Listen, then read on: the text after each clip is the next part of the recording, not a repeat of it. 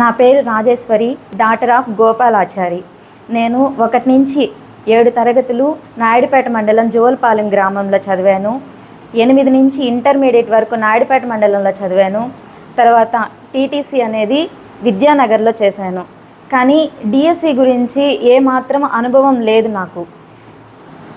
2017లో స్ఫూర్తి ఇన్స్టిట్యూట్లో చేరాను. 2018లో డిఎస్సి నోటిఫికేషన్ పడినప్పుడు ఆ ఎగ్జామ్ని నేను అటెండ్ చేశాను. కానీ అప్పట్లో నా ర్యాంకు 687లో వచ్చింది.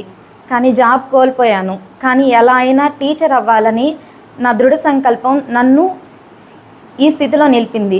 2018 నుంచి ప్రాక్టీస్ చేస్తూ 2020లో మళ్ళీ నేను స్ఫూర్తి కోచింగ్ సెంటర్లో చదివాను. ప్రతిరోజు daily exams, divisional exams, grand టెస్ట్లు ప్రతి ఒక్కటి 90% అన్నీ రాశాను. స్ఫూర్తి వెంకటేశ్వర సారు ఏంటంటే ఫస్ట్ వచ్చిన వాళ్ళకి చప్పట్లు కొట్టించేవాళ్ళు. రోజు చప్పట్లు కొట్టించుకోవాలన్న తపన నాలో నిజంగా ఎక్కువగా అనిపించింది. ఎలా అయినా జాబ్ సాధించగలను అన్న నమ్మకం అయితే నాలో కలిగింది. అయినా ఎక్కడ ఒక నెగిటివ్ అనేది కూడా నా మనసులో కలిగించుకోకుండా ప్రయత్నం అయితే చేస్తూ ఉన్నాను. 2025లో నోటిఫికేషన్ పడింది.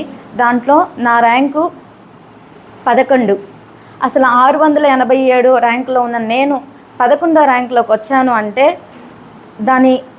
నేను దేనిగా భావిస్తున్నానంటే ఓటమి అనేది గెలుపుకి తొలిమెట్టు అనేది నా విజయంగా భావిస్తున్నాను.